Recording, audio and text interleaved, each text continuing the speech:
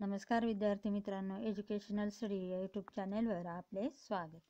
आज आपण जनरल सायन्सचा स्टँडर्ड 7चा chapter number 11 cell structure and microorganisms अभ्यासणार आहोत.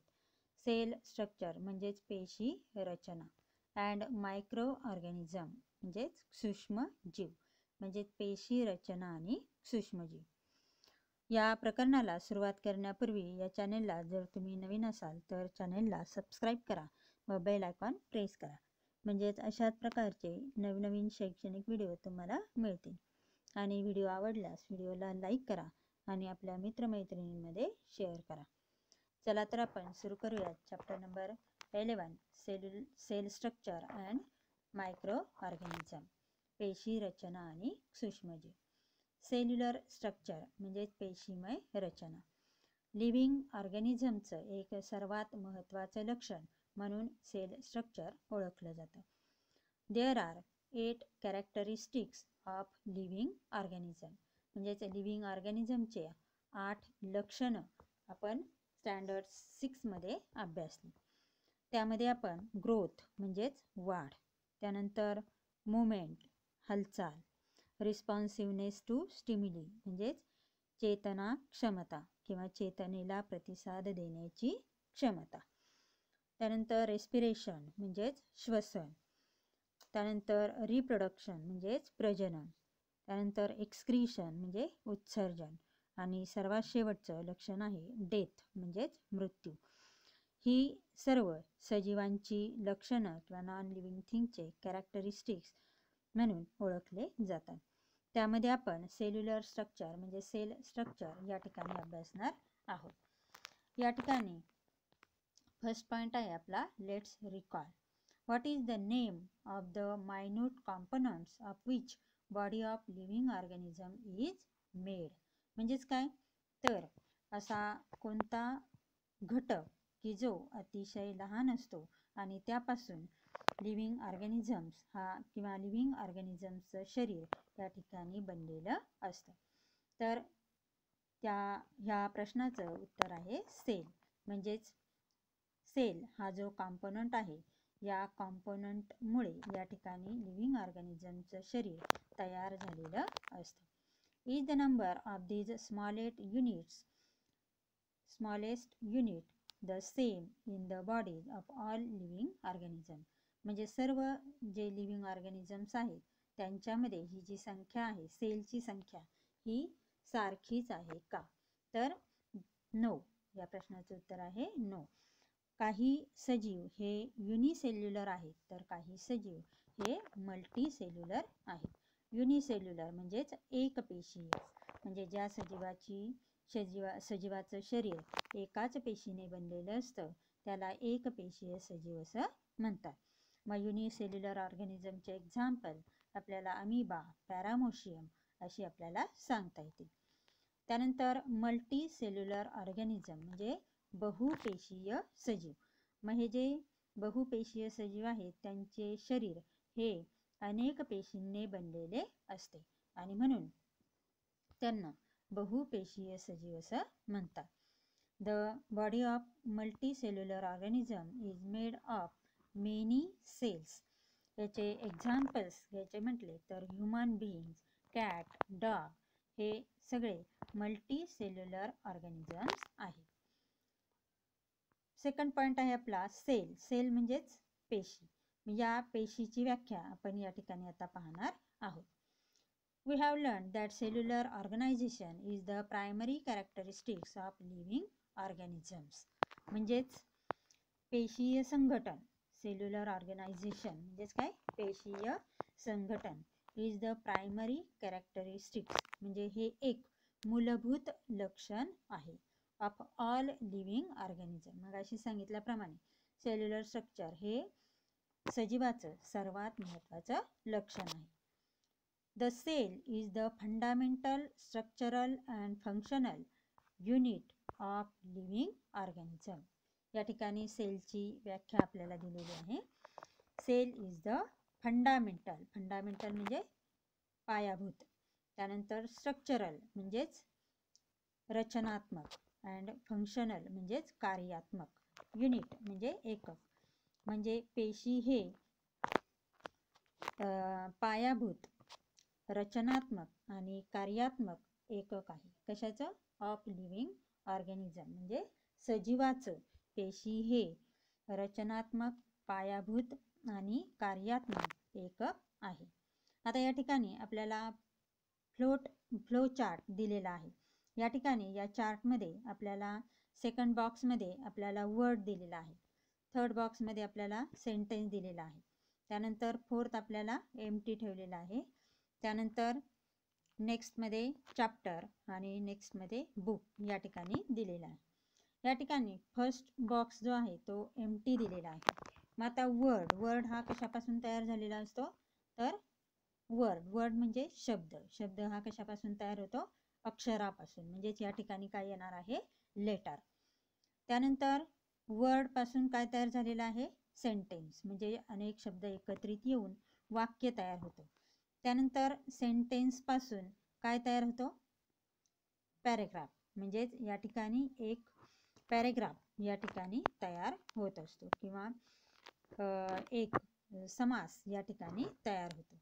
त्यानंतर अनेक पॅरेग्राफ एकत्रित येऊन चॅप्टर तयार होतं. म्हणजेच काय? प्रकरण त्या ठिकाणी तयार होतं. त्यानंतर अनेक चॅप्टर एकत्रित येऊन बुक म्हणजे त्या ठिकाणी पुस्तक हे तयार होत असतं. म्हणजे अशा प्रकारे हे जे संघटन आहे, या बुकचं संघटन आपल्याला या ठिकाणी पाहायला मिळतं. म्हणजेच या बुकमध्ये चॅप्टर, त्यानंतर पॅरेग्राफ, सेंटेन्स, वर्ड आणि लेटर या सगळ्यांचं या ठिकाणी संघटन होताना दिसतं. We see the structural organization of a book in the above flow chart. Similarly, there are organizational levels in living organism. मग हे जे लिव्हिंग ऑर्गॅनिझम्स आहेत तर यांच्यामध्ये सुद्धा काही इंद्रिय पातळ्या असतात. ऑर्गनायझेशनल लेवल म्हणजेच काय? इंद्रिय पातळ्या. या ज्या इंद्रिय पातळ्या आहेत या इंद्रिय पातळ्या आपल्या शरीरामध्ये कार्यरत असतात. दीज आर, आता या ज्या इंद्रिय पातळ्या आहेत त्या कोणत्या आहेत? दीज आर सेल्स म्हणजे पेशी, त्यानंतर टिश्यू म्हणजे उती, त्यानंतर ऑर्गन म्हणजेच इंद्रिय, ऑर्गन सिस्टीम म्हणजे इंद्रिय संस्था, आणि त्यापासून तयार होतो तो ऑर्गॅनिझम म्हणजेच सूक्ष्म जीव किंवा जीव त्या ठिकाणी तयार होतो. Cells form the basis of the structure and function of all living organism. म्हणजेच पेशी ही बनवते. काय बनवते? Form the basis of structure म्हणजेच रचनेचं पाया या ठिकाणी बनवते. आणि function of all living organism आणि सर्व सजीवांचं कार्य या ठिकाणी तयार करत असते किंवा सर्व सजीवांची कार्य या ठिकाणी सेलच्या माध्यमातून होत असतात. It is only with the help of cells that living organisms carry out all their different life processes. म्हणजेच या ठिकाणी या सेलच्या साहाय्याने किंवा पेशीच्या साहाय्याने लिव्हिंग ऑर्गॅनिझम्स हे किंवा लिव्हिंग ऑर्गॅनिझममध्ये अनेक प्रकारच्या लाईफ प्रोसेसेस म्हणजेच जीवन प्रक्रिया या ठिकाणी घडून येत असतात. आता या ठिकाणी आपण आकृतीमध्ये फिगर 11.1 मध्ये पहा, ऑर्गनायझेशन ऑफ लिव्हिंग ऑर्गॅनिझम या ठिकाणी दाखवलेलं आहे. सुरुवातीला आपल्याला दाखवलेले आहे सेल म्हणजे पेशी. आता सेल पासून या ठिकाणी टिश्यू म्हणजेच उती तयार झालेली आहे. अनेक उती एकत्रित येऊन या ठिकाणी ऑर्गन म्हणजेच इंद्रिय तयार झालेलं आहे. त्यानंतर अनेक ऑर्गन्स एकत्रित येऊन ऑर्गन सिस्टीम म्हणजेच इंद्रिय संस्था तयार झालेली आहे. आणि अनेक इंद्रिय संस्था एकत्रित येऊन बॉडी म्हणजे शरीर तयार झालेलं आहे. अशा प्रकारचं ऑर्गनायझेशन हे लिव्हिंग ऑर्गॅनिझममध्ये आपल्याला पाहायला मिळतं. आता आपला पुढचा पॉइंट आहे, in 1665 a scientist Robert Hooke observed a thin section of cork under a microscope. म्हणजेच 1665 मध्ये रॉबर्ट हुक नावाचे जे शास्त्रज्ञ होते त्यांनी observe a thin section of cork, म्हणजे त्यांनी निरीक्षण केलं कशाचं, a thin section of cork, म्हणजे बुचाच्या लाकडाचा एक पातळ तुकडा घेऊन त्याचं त्या ठिकाणी अंडर अ मायक्रोस्कोप म्हणजे सूक्ष्मदर्शकाखाली निरीक्षण केलं. In this section he saw hexagonal compartments like those of a bee hive. म्हणजे या ठिकाणी या सेक्शनमध्ये किंवा या तुकड्यामध्ये त्यांना असं दिसलं मायक्रोस्कोप खाली, म्हणजे मायक्रोस्कोप खाली त्यांनी जेव्हा हे निरीक्षण केलं तेव्हा त्यांना असं दिसलं ही सॉ हेक्झॅगोनल कंपार्टमेंट्स, म्हणजे त्यांना षटकोनी आकाराचे विभाग त्या ठिकाणी दिसले.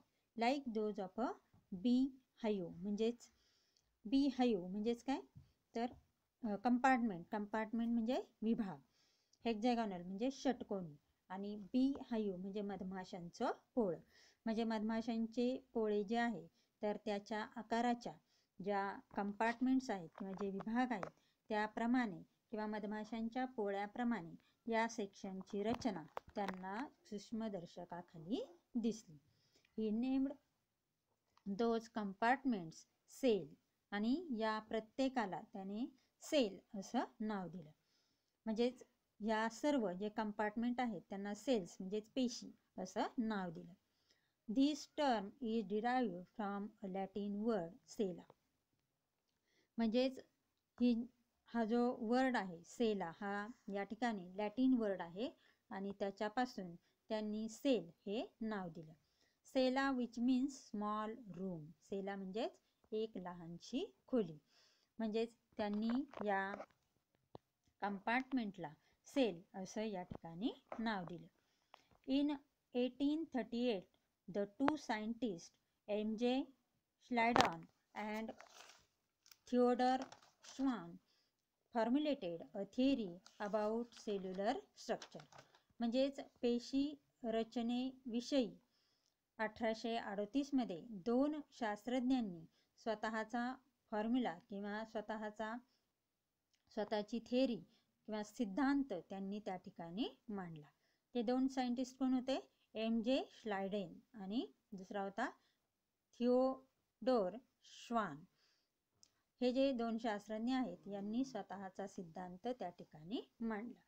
काय होता हा सिद्धांत, all the living organisms are made up of cells, म्हणजे हे सर्व सजीव जे आहेत ते पेशींनी बनलेले असतात. And the cells is the fundamental component of living organism, आणि ही जी पेशी आहे इट इज द फंडामेंटल म्हणजेच मूलभूत, कॉम्पोनंट म्हणजे घटक, ऑफ लिव्हिंग ऑर्गॅनिझम म्हणजे सजीवाचा हा पाया किंवा हे जे आहे सेल किंवा पेशी हे पायाभूत घटक किंवा हा पायाभूत घटक आहे.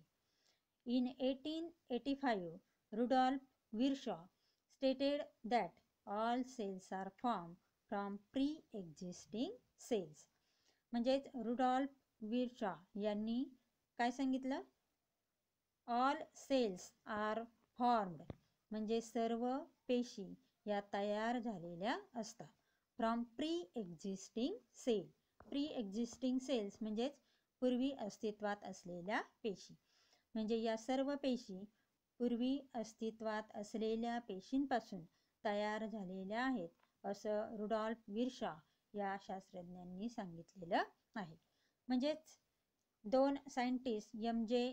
श्लायडेन आणि थिओडोर श्वान या दोन शास्त्रज्ञांनी स्वतःचा पेशीविषयी सिद्धांत मांडला आणि त्यानंतर रुडॉल्फ विरशॉ यांनी त्यांचा स्वतःचं म्हणणं या ठिकाणी मांडलेलं आहे.